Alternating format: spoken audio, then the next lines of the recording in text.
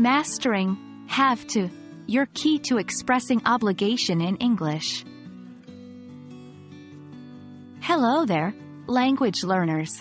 Today we are diving into a very important topic in English grammar, modal verbs for obligation. Specifically, we will focus on the phrase, have to. So, fasten your seatbelts and get ready for an engaging journey through English language usage. Have to is a phrase we use when talking about obligations. These are things that are necessary or that we are required to do. It's a handy tool in your English toolbox that helps you convey your thoughts accurately and fluently. Examples: I have to finish my homework before I can go play.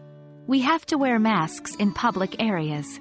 Here, have to indicates that something is a rule, a requirement, or something that is very important to do. Using have to is quite straightforward. We use have to in present, past, and future sentences, and it changes accordingly. Present: I, we, you. They have to complete this assignment. He, she. It has to complete this assignment. Past: I, we, you. They, he, she. It had to complete the assignment. Future: I, we, you. They, he, she. It will have to complete the assignment. The negative form of have to is don't have to or doesn't have to. It means that there is no obligation to do something. I don't have to go to the gym today. It's not necessary for me to go. She doesn't have to finish the project today. It's not necessary for her to finish it today.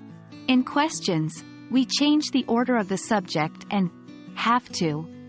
Do you have to leave now? Does he have to take this call? And there we have it.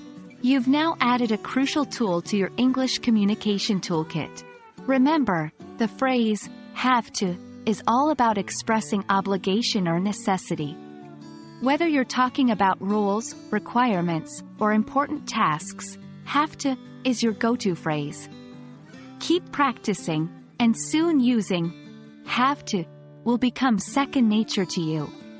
Thanks for joining us on this English learning journey today. We hope you found this video helpful, and we're looking forward to seeing you in the next one. Until then, keep learning, keep practicing, and always remember, language learning is a journey, not a destination. Bye for now.